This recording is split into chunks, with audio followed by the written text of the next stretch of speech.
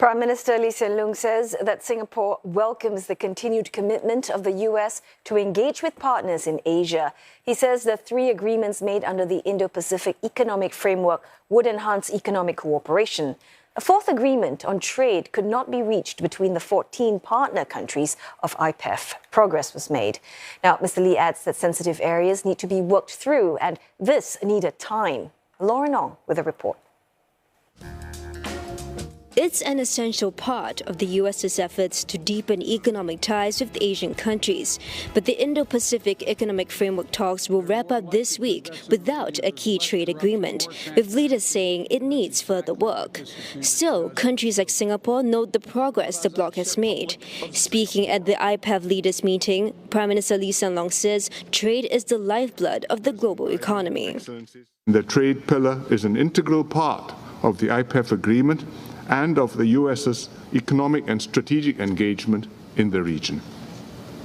But developing new and creative approaches to trade policy is not easy, and it takes time in order to carefully work through sensitive areas and to choose the best moment to commit the deal.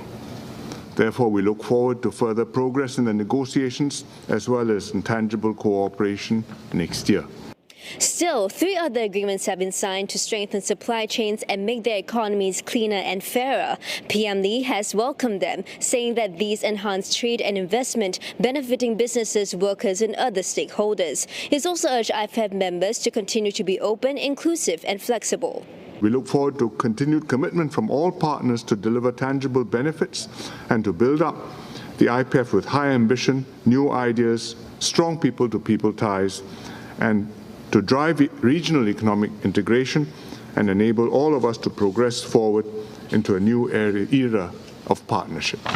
Earlier in the day, the Prime Minister also joined a wider group of leaders at the APEC summit in an informal dialogue session on sustainability, climate change and energy transition.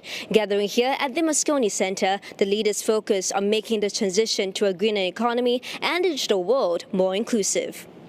PM Lee has suggested 3 ways the APEC economies can collectively accelerate the fight against climate change. This includes investing in new energies, developing clearer standards on carbon credits, and working with public and private finance entities to fund green projects in Asia.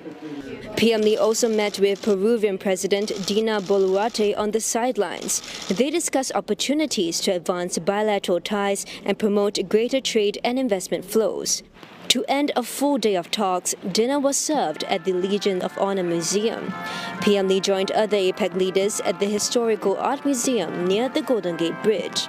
Loong, Hsien, San Francisco.